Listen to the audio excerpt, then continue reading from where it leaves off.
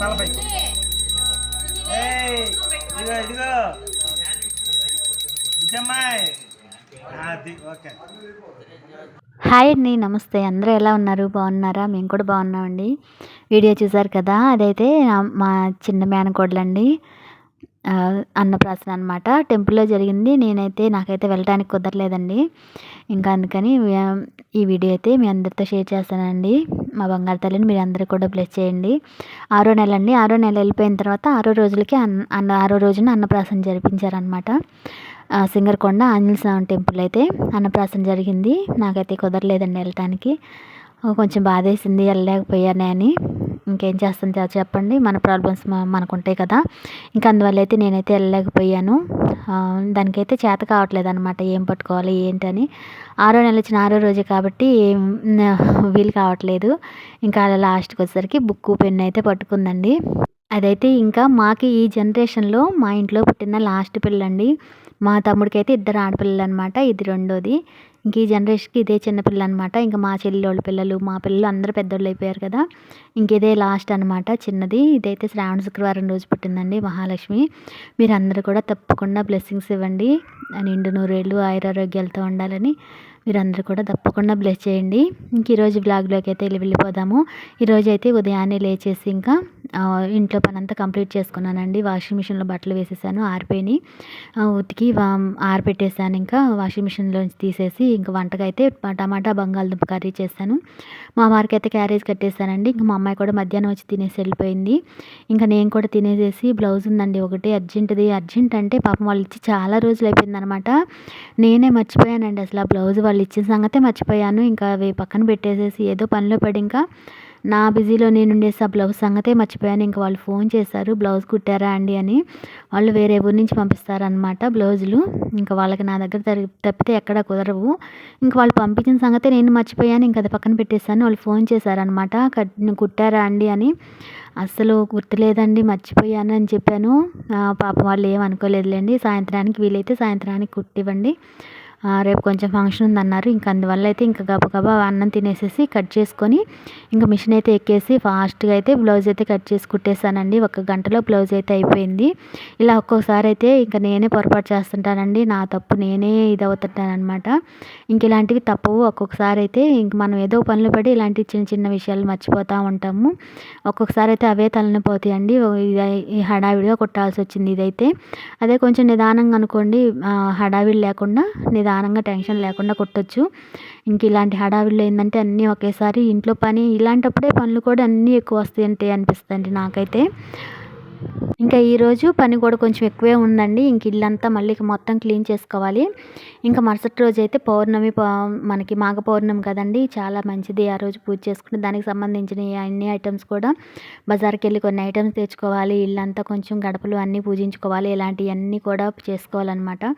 ఏదో ఒక్క పని 2 పనులు అనుకోండి అడ్జస్ట్ చేసుకోవచ్చు. ఇలా ఒక్కసారి 4, 5 పనులు చేసుకోవాల్సి వస్తే కొంచెం హడావిడిగా కొంచెం బిజీగా ఉండిద్ది అనమాట. ఇంక గబగబా ఇంకా 2 గంటలకు స్టార్ట్ చేశాను బ్లౌజు. ఇంక కట్ చేయడము, కొంచెం ఇంట్లో మధ్యలో లెగుస్తా అటు ఇటు తిరుగుతా కుట్టడము. ఇంకా 3:30, 4 గంటలకల్లా బ్లౌజ్ అయితే కంప్లీట్ అయిపోయింది. ఇంక తర్వాత లేచేసి ఇంకా ఇల్లంతా ఇంట్లోని గిన్నెలన్నీ తోమేసుకున్నాను. ఇల్లంతా చిమ్మేసి మళ్ళీ ఒకసారి పెట్టేసి గడపలు అన్నీ పూజించుకొని బజార్కి వెళ్ళేసి పూలు, కొన్ని కాయలు, అమ్మవారికి అభిషేకం చేసుకోవడానికి ఆవు పాలు ఇవన్నీ తెచ్చుకున్నాను అనమాట.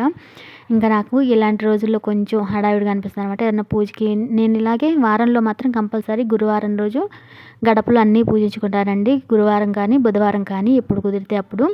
గురువారం, శుక్రవారం, శనివారం అమ్మవారికి పూజించుకుంటాను కాబట్టి తప్పకుండా అయితే గడపలు అయితే నీట్గా శుభ్రంగా క్లీన్ చేసుకొని పసుపు కుంకాలు అలంకరించుకుంటానండి.